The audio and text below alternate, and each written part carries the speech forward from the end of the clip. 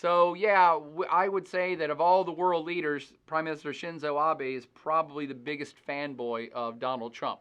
I could be mistaken. I'm trying to rack my brain for somebody who would support him more, but so far, Shinzo's been the one that's out there going, he's great. We love him, man. We love golf. So they got a bromance going on. Speaking of which, let's move to another Asian leader. Who are these awesome Asian allies in this early stage bromance? Well, you now know that that's Prime Minister Shinzo Abe of Japan. Who's the other dude? Well, if you know the flag of India or the way that Indian people classically dress, or just this guy in particular, you know that's Narendra Modi, the current Prime Minister of India. Now, why would I have these guys shaking hands?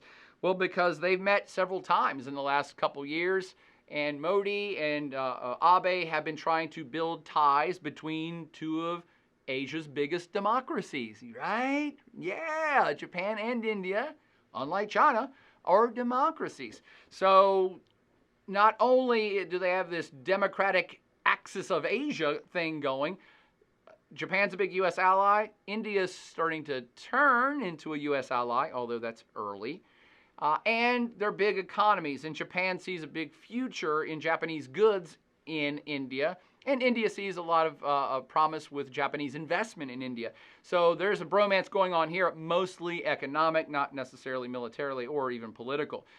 It is interesting, though, that these two guys both have named economic programs for their countries named after themselves. So I didn't even talk about this with Prime Minister Abe, but he has something called Abenomics. It's either Abenomics or Abeonomics, which is a whole economic program he has for Japan to get it growing and cut red tape and get foreign investment and increase exports to get Japan out of its economic slump. And Modi has something called Modinomics for India. And it's all about cutting red tape and actually increasing foreign investment from places like Japan. So these are, again, interesting characters who do not have a long history between their countries of doing a lot of stuff together, but it is increasing in today's world. So look for a lot more economic ties occurring between Japan and India. So let's get to India now and talk more about Modi. Who is this dude? Wildly popular as well. Everybody's like wildly popular now. Almost everybody in charge of all countries is wildly popular within their country. We can amend that for the United States of America, of course, but most of the other leaders I've talked about are wildly popular. So I said she is the chief kami of China, then that would make Modi the head Hindu of India. Now, his name is Narendra Modi. He is a prime minister following the same type of government that Japan has, which is the same type of government that the United Kingdom has, the prime ministership, which we've talked about in a previous lecture. Now, what it is that you need to know about Narendra Modi, I already suggested, wildly popular. He is center-right, so he's a conservative, mostly social conservative, and I guess we could also say economically conservative. Not quite as far right as Abe of Japan, certainly not as far right as Erdogan, nor Putin, nor Xi, and certainly not Fatty the Third. But he is center-right and socially conservative. So, and by the way, he's another single world leader. That doesn't happen very often.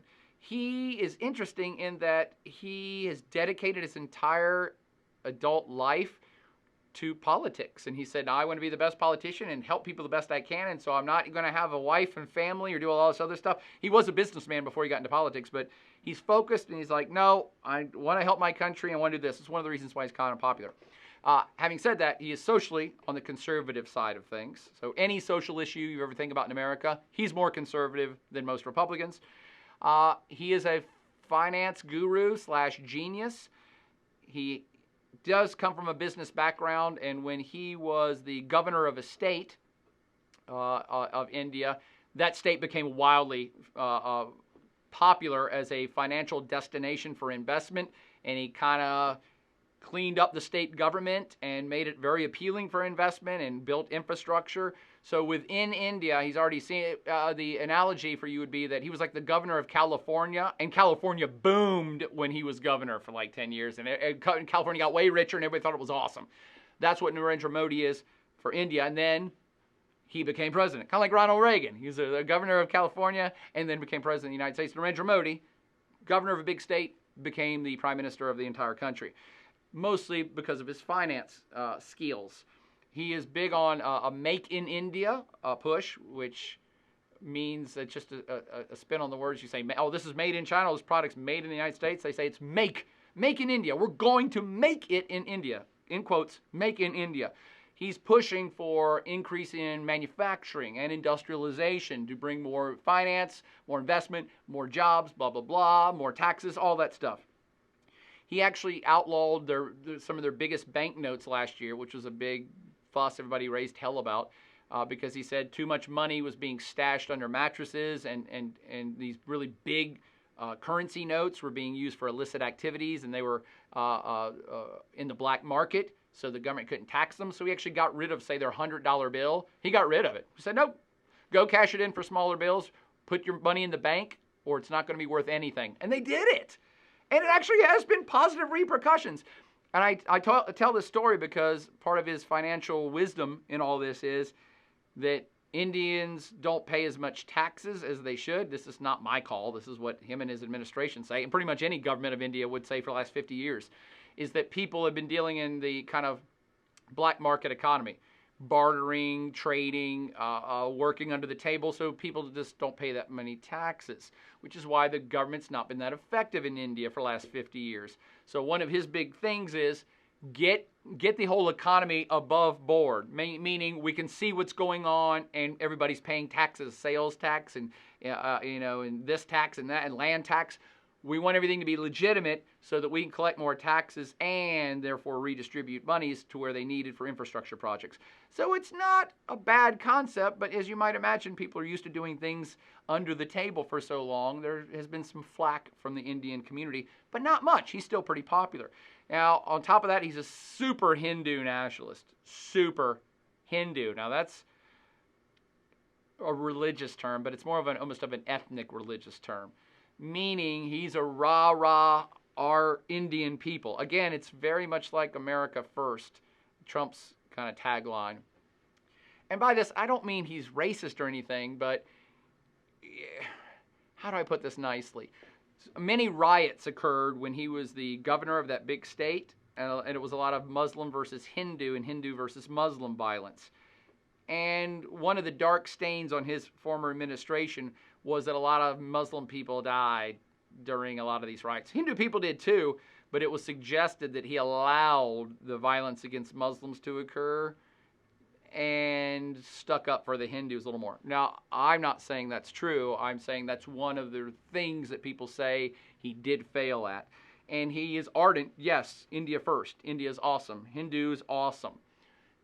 He hasn't outright said anything bad about Muslims, but you get the picture. Rah, rah, our team. So on top of being socially conservative, super Hindu nationalist, I already said fiscally conservative, I think he's likely to refocus the country more to interact with the United States, because the United States and India share a lot of qualities. They are big countries, big populations. Of course, India is going to have the biggest population on planet Earth soon. And they're both English speakers. And they have kind of almost a common history when you talk at least about the British. And so it's actually amazing that there's not been more interaction between the U.S. and India economies already. It seems like a good place for U.S. to sell goods and buy goods from and invest in and receive investments from. And I think that that's probably past due, and Modi, who is all about pushing financial investment, will likely push for a much better U.S.-Indian relations. They've never been bad. It's just that they've never been close. That might change. So Narendra Modi, popular Prime Minister of soon to be the biggest population on planet Earth, one of the biggest economies on planet Earth, certainly a top 20 economy that should be getting richer under his reign. And of course, they're also a nuclear power, as I pointed out earlier. So Modi is the man to watch, and he did come to power specifically to fix the economy. And that's why it's called Modinomics. The economic policies that were created basically by him, I'm sure he had some help, but that's what he does. And so he came to power under this idea that we're going to take advantage of India's demographic dividend, or its demographic positive, which is we have tons of people here and tons of younger people, which means we're a good place to open factories because we have cheaper labor. The whole same shtick that China already went through in the last few decades, India never has really done it. And so Modi, as part of his plan, is saying, we should be getting all this foreign investment and people should be manufacturing stuff here because we've got a big pool of cheap labor. And that's partly because private international investment doesn't flow very much into India because of its lack of infrastructure and because it has too many rules and regulations and red tape. So he has specifically been saying, I'm going to encourage investment, we're going to encourage manufacturing, and even like computer programming and tertiary level skills by cutting down on red tape and cutting down on taxes, corporate taxes, and cutting down on stuff and building up the infrastructure so that when companies come here, they say, oh yes, we can do business here. The thing is, and I don't mean to make fun of any part of planet Earth, but businesses don't go to places and people don't financially invest in other countries simply because of cheap labor. If that were the case, you'd have tons of investment in, say, Africa or parts of Central Asia or even parts of Latin America because you can get tons of cheap labor.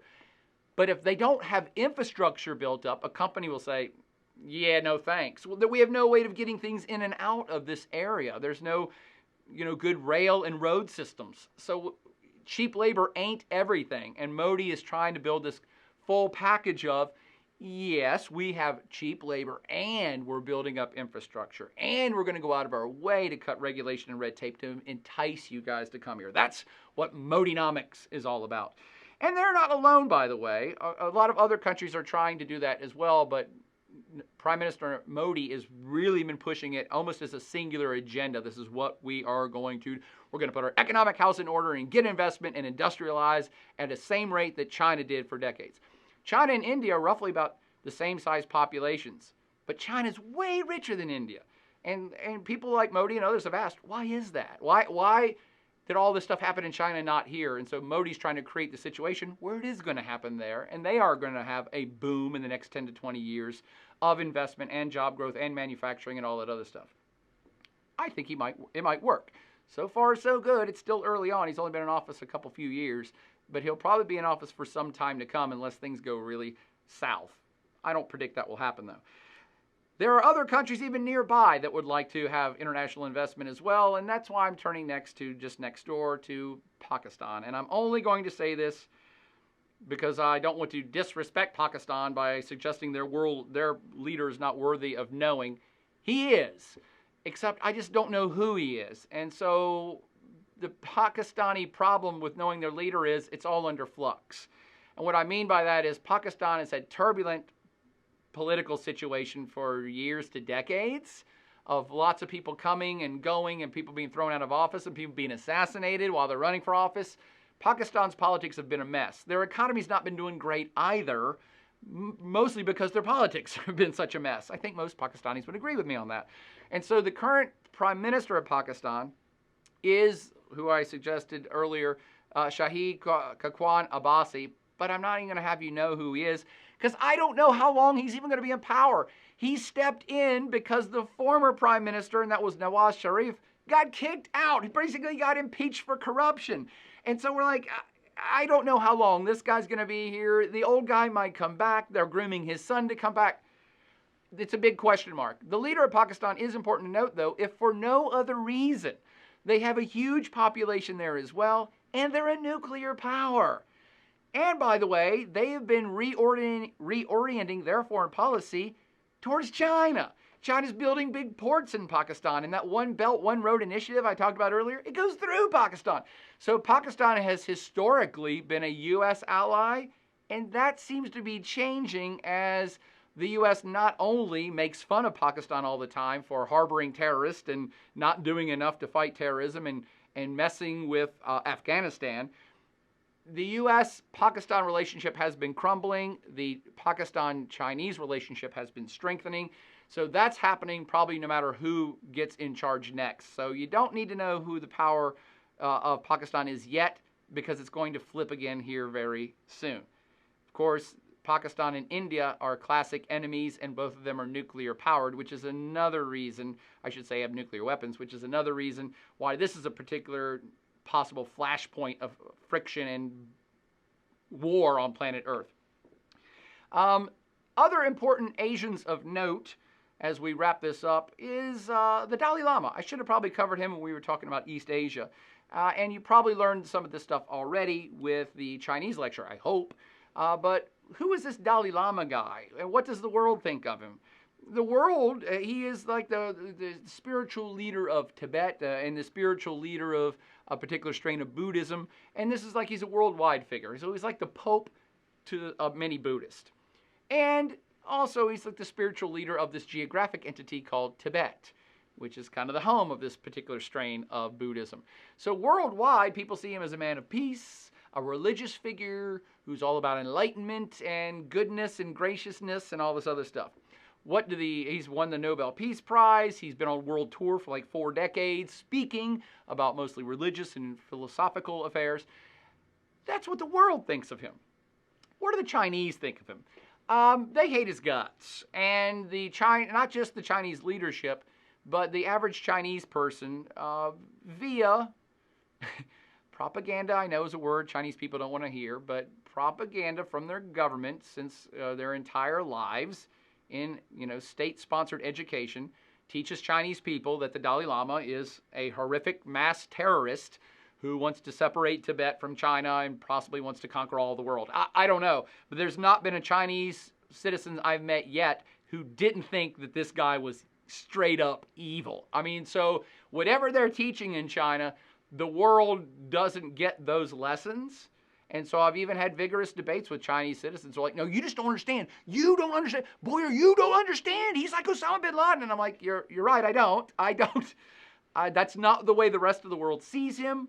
But I understand the reasoning behind the Chinese government wanting to make sure that their people don't like him is because the Chinese government does look upon him as a separatist, someone who's trying to tear Tibet away from China proper, and China's not going to have nothing to do with that. So it's been a decades-long campaign, not only to populate the Tibetan plateau with ethnically Chinese people, but also to smear the Dalai Lama's reputation as anything than a harbinger of terror. That's definitely the Chinese mode and why they think that way. What is he up to now, by the way? He has been, like I said, been on world tour for decades, and he is a world figure. I mean, he's almost probably one of the top 10 most recognized world figures. He's actually retired now. I mean, he's getting up there in age, and so his speaking engagements are getting fewer and fewer, and he actually said, I'm stepping down as even the spiritual leader of Tibet, and someone else is going to take over, and I'll be dead soon, and so a new Dalai Lama will be, reincarnated, possibly me, possibly another, to step up and become the next spiritual leader of Tibet. And the Chinese government, by the way, has said, oh, we already found that guy. We have him here. The next Dalai Lama is already here in China. He's a kid. We got him. So we've got this covered. Again, it's a very, very smooth propaganda move. But I've spent too long talking about the Dalai Lama. I just want to pull him back in because he's still alive and he still does have some sway on planet Earth, even though the Chinese government has worked exceptionally hard to pressure other sovereign states to not allow the Dalai Lama to even come there and speak. That's how much the Chinese hate him. He was supposed to go do a talk in South Africa last year, and the Chinese government pressured South Africa so hard, South Africa denied him a visa. So this has been a long game that China has been playing on this, and they're winning. No offense to the Lama. Love the Lama. All right. Some other radically important regional Asia-Pacific leaders of note as we wrap up our Pacific Rim Asian Persuasion World Leader Tour. Who are these two dudes? Now, one of them looks Asian, but the other guy looks pretty darn white. So what's up with that? You might be able to narrow the field of where the white guy's from. If I told you these were both world leaders, you might figure out, I bet the white guy is Australian, and you'd be right. So the next question is, who's the other dude, and which one of these guys controls or leads more peeps? Is it the one on the left or the one on the right? And maybe this will help you figure out what countries they're from. The guy on the left is in control of 261 million people in his country, and the guy on the right's just 24 million. And now you definitely know that guy's Australian, but let's get to the other guy first. That's Joko Widodo. And that's no Joko. He's the president of Indonesia. He is almost universally known within Indonesia as Jokowi. I love it, a nickname, Jokowi. And Jokowi leads Indonesia, and he's an important figure to note because of Indonesia itself. and that is that it's the 14th largest state on planet Earth. It's actually the 7th largest if you count all of its interior seas and waterways. But we'll say this 14th largest state on planet Earth. It's the 4th largest population on planet Earth with 261 million people. It's the 4th most populous country on planet Earth. And it's the most populous Muslim country on planet Earth. Everybody thinks, oh, well, most Muslims are in the Middle East. No, not even most. Not even a majority are in the Middle East. Indonesia has 261 million people, almost all of whom are Muslim in their spiritual beliefs, and that makes them the most Muslim country on planet Earth population-wise. On top of that, Indonesia is a G20 member. That means it's a top 20 economy on planet Earth. People are not recognizing that there's these other Asian powers rising because China so dominates everything. We're like, oh, China, China. And it's like, yes, there are other big economies in Asia. Indonesia's one of them, and they're rising fast too. So top 20 economy, they're super hustling, not just with manufacturing and industrialization, but a lot of techie stuff is happening there.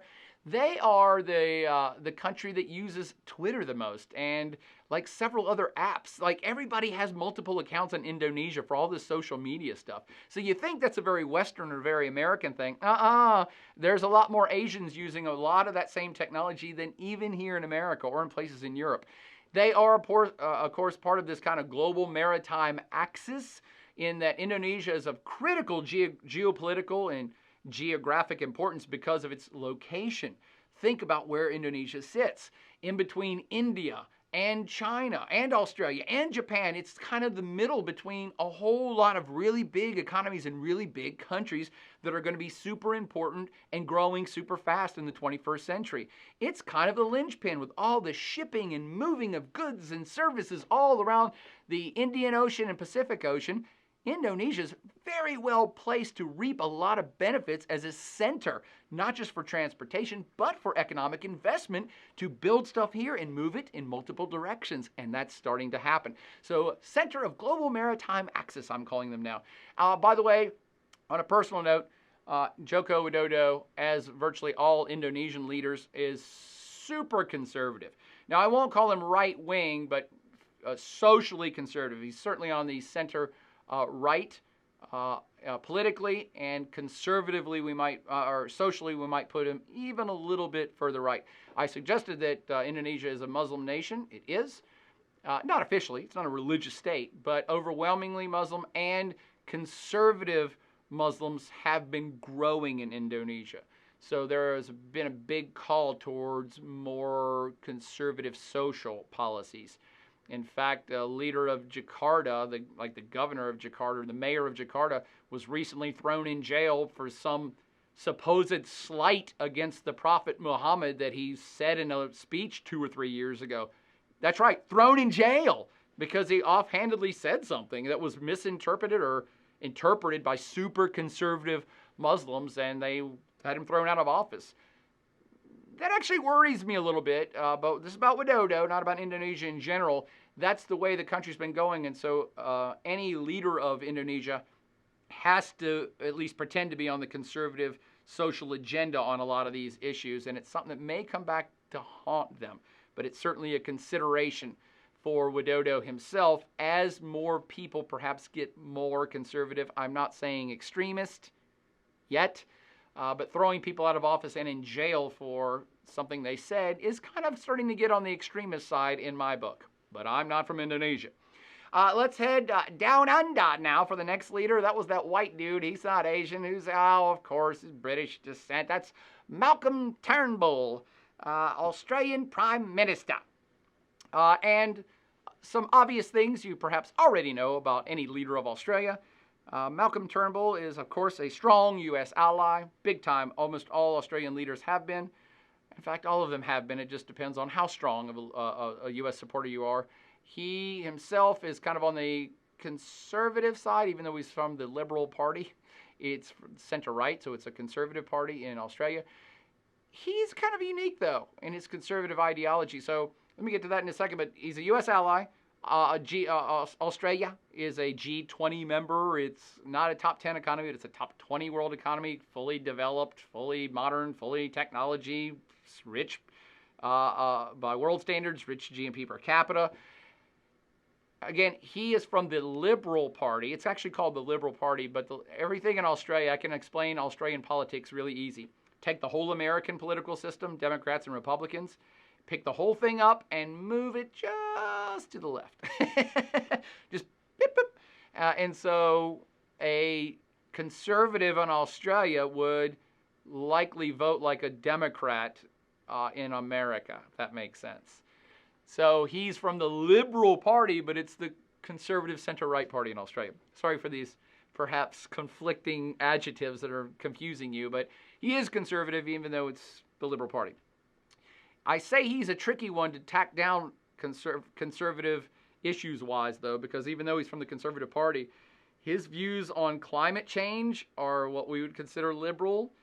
On republicanism are what we'd consider very liberal, very pro-individual and same-sex marriage and abortion. He supports them, much like liberals would in the United States. So even though he's a conservative, he's part of the very moderate wing of the conservative Liberal Party in Australia, and therefore we'd almost put him on dead center on the political spectrum, speaking on the world stage. So that's Malcolm Turnbull, and the very first day that Donald Trump was in the office, or maybe the second day, he called Malcolm Turnbull and had, I guess, not a really great conversation, and they may have even made fun of each other politically, face-to-face, or certainly in newspapers the next day. So I won't say that the U.S. and Australia are on the outs, but I will suggest and maybe have you know that the two leaders aren't best buddies. So I already suggested, yeah, the Japanese Prime Minister really likes Donald Trump and they really get along. Malcolm Turnbull, not so much. I've not really seen them in public or interact in any way, in any stories anywhere. Australia's kind of been off the map in terms of U.S. foreign relations for the last year or so. Could be a clash of personalities, who knows. And let's finish up this 2 or 3 hour rant, however long it's been now, with one other Pacific Rim pugilist of note. I love the word pugilist. You know what pugilist means? A fighter. So what's the one last pugilist of note? That would be one Rodrigo Duterte.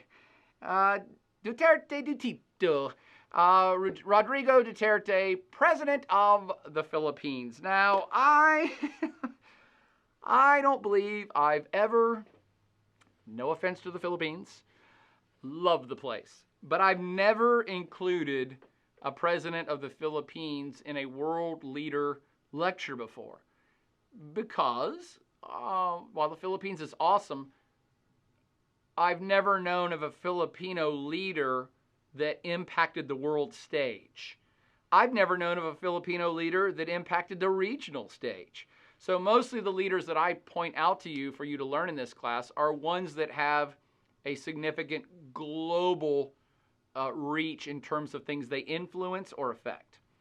And, again, no offense to the Philippines, but they've never had a leader that had any kind of world prowess or impacted things. That has now all changed with President Duterte. This guy has been in the news non-stop since he came to power a couple years ago, and usually not in a good way. This is the guy I would assume you have seen news stories about that has been conducting a nationwide war on drugs to the max in the Philippines. He's been conducting a war on terror to the max in the Philippines. He's basically had a war on civil behavior to the max in the Philippines, and one would suggest to the max on planet Earth. He is a full-blown populist, very much like President Donald Trump of the United States. He is a rah, Philippines is awesome, we're the best, and screw everybody else. And we're going to clean up the Philippines and make the Philippines great again. And the way he is suggesting to do it is to pretty much kill everyone who does drugs. Now, before you think I'm just being flippant, or just flip, I don't know how you'd say that. Or maybe you think I'm speaking off the cuff or exaggerating. No, I'm really not.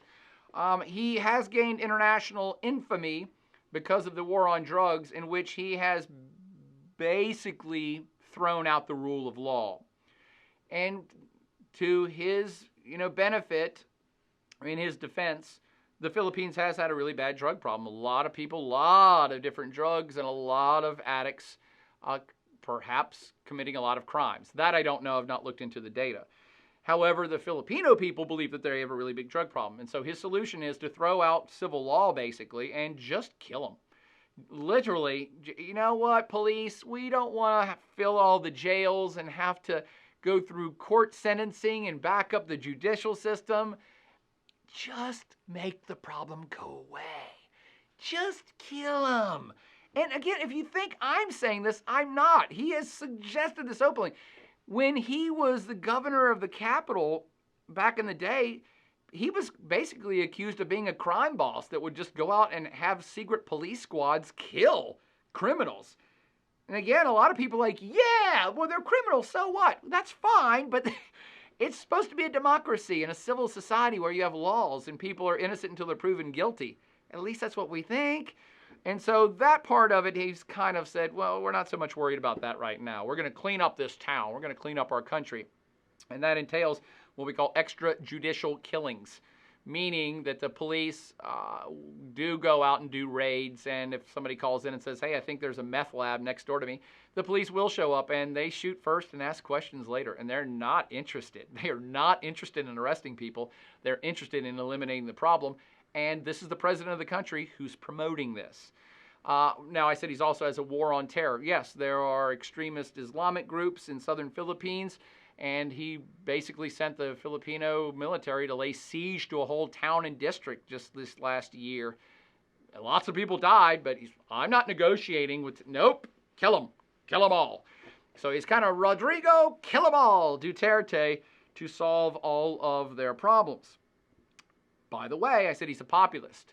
He was elected to office by a wide margin, and lest you think that he's a dictator, he still has wide popular support. So even though I'm sitting on the other side of the Pacific saying these things about how I don't approve of attacks on civil law and civil society, most Filipinos are like, yay, he's cleaning up the town. They're just criminals anyway. And all's well and good until, the government accidentally kicks down the door of your innocent kids or grandkids and kills them. Whoops. That's when everything starts to change. However, he does still enjoy wide popular support. People think he's great. He's being effective. He's getting some sort of job done. Now, I said he's also having a war on civil behavior. What else he's known for in international circles is basically cussing like a sailor all the time, demeaning other public officials, making fun of other presidents of other sovereign states. And again, he's almost popular for this in the Philippines because they're like, yes, he's sticking up for us Filipinos by making fun of everybody. And it's like, oh, sure, that's one way to do it. There's diplomacy and there's slinging mud, and he is a mudslinger. Again, very similar to Donald Trump. No offense to Donald Trump fans, but he is seen as speaking the truth, speaking this known truth and not pulling punches. And who cares if you cuss or make fun of other people? It's just life. It's like, okay, that is one way to look at it. We just usually have not seen people in power who do that. So he is conservative. I wouldn't call him center right. I'd call him far right. I'd call him further right than even Prime Minister Modi of India, and further right than, I would say, even Shinzo Abe of Japan, and further right than Jokowi of Indonesia. He's on the right, pretty far over there. He's not yet turned to like pulling more political power to himself, like Recep Erdogan or Vladimir Putin, but socially and really on the populist issues of the day, he is super right, and he is not interested in taking prisoners or apologizing for anything ever. The other important thing I do want you to note about Rodrigo Duterte is he gets along well with Trump. They already met and had high fives, which again is not surprising. They're both populist leaders who tell it like it is. He did make fun of President Obama a lot. And called him names even. And what we're seeing is that Duterte is playing his cards in the region to tilting towards China. So the Philippines has been a very long ally of the United States. Not a close ally, not as close as Japan, but an ally since World War II. And the Philippines has, at times past, had U.S. military bases within the country. They don't any more, but they have in the past. And the Philippines, in the modern past, has looked for support and guidance on foreign policy from the United States. So 10 years ago, on any issues that would be about international law or law of the sea or any sort of trade disputes within Asia, the Philippines would have likely gone along with whatever lead the U.S. took. Here's what I want you to know. That is changing. Duterte has, since day one taking office, been turning to refocus the Philippines onto China. Now, again, not being a suck-up, but basically saying, hey, the reality is China's right here. China's a global power. China has a really huge economy. And why are we sucking up to the United States? We don't care about them anymore. Don't care. We're going to make our future with China. And they've been doing it in very surprising ways. At one point, he even said, you know what? We've had this dispute about the South China Sea, and that the former Filipino presidents have said that we own big chunks of the South China Sea. I don't care. China can have it. Don't care. China can have it because China's gonna make sure to take care of us. It's like, okay. That is, to me, was the most in-your-face. Yes, he is definitely tilting more towards China. Now, I said that he also had a war against civil society on planet Earth since he took office 2 years ago. What do I mean by that? Well, here's just a smattering of headlines from the last couple years. President Duterte orders police to kill, quote, idiots who resist arrest. Duterte threatens to bomb indigenous schools within his own country who he feels are not being patriotic enough. Duterte threatened to expel EU ambassadors, actually, and I think he did at one point. He's had a war against the Philippine justice system. Anything that goes against what he wants, he immediately starts making fun of the public officials within his own government and calling them crooked and saying they should be fired. This is the justice system. See, again, this is where you're throwing out the rule of law. You have to let justice do its work, but he says, nope, they didn't. They said something I didn't like, so that person should be fired, and they're corrupt and crooked. And it's like, oh, geez, okay. At some point, it was uncovered that Duterte's own son might have been part of a drug trade, and he said, well, if my son's part of the drug trade, he should be killed immediately. And you're like, oh my gosh. He's attacked gay people. He has accused people of being pedophiles. He's told Filipino troops to not worry about civilian deaths whenever they're fighting against terrorists. Don't worry about it. Just, take care. Kill everybody. We'll sort it all out. There has been very little, if any, investigations into police killings or military killings. So pretty much it's fair game for the government to do whatever it wants, and most Filipino people are like, okay, hope we don't get caught in the crossfire, because if you do, there's nothing you can do about it. That's how strong and centralist and rightist this particular leader is. And I'll end this lecture with, quote or not a quote, from Filipino President Rodrigo Duterte. Of these following quotes, you tell me if they're true or not. On territorial disputes with China and South China Sea, he said, I will ride a jet ski to the Spratly Islands while I bring the Filipino flag. I will plant the flag on the runway and tell the Chinese authorities, go ahead and kill me. Another quote. It took us 5 hours to get from the hotel airport. I asked Duterte who was coming. They said it was the Pope, and Duterte responded, Pope, you son of a whore, go home, don't visit anymore. Another possible quote. Me? Question mark. They're saying that I'm part of a death squad? Oh, wait a minute, true. That's true. Another possible quote. Just because you're a journalist, you're not exempted from assassination if you're a son of a bitch. Quote or not a quote. Here's another. Hitler massacred 3 million Jews. There's 3 million drug addicts in our country. There are. I'd be happy to slaughter them all. And you must be respectful. Do not throw questions, you son of a whore. I will swear at you in that forum. Finally, quote, I burned the flag of Singapore. I said, F you. You were a garrison pretending to be a country. The question is, which one of those was an actual quote from Rodrigo Duterte, president of the Philippines? And I think you know the answer. It's all of them. He also, before President Obama left office and was supposed to visit the Philippines, said Obama better not come here making any demands of Philippines, that son of a whore. Yeah, I don't think I've ever ended a lecture with that quote, but it wasn't mine. It was Filipino President Rodrigo Duterte's. And that wraps up our final big lecture on world leaders of note of Asian persuasion. And of course, we rounded out the whole arc of Asia and threw in a couple of islands in the Pacific Rim, Australia and the Philippines. Hope that helps. If you have any questions about anything, concerns, or world leaders that you'd like to see included next time, please hit me up. But for now, like most Asian leaders, Godzilla style, party on.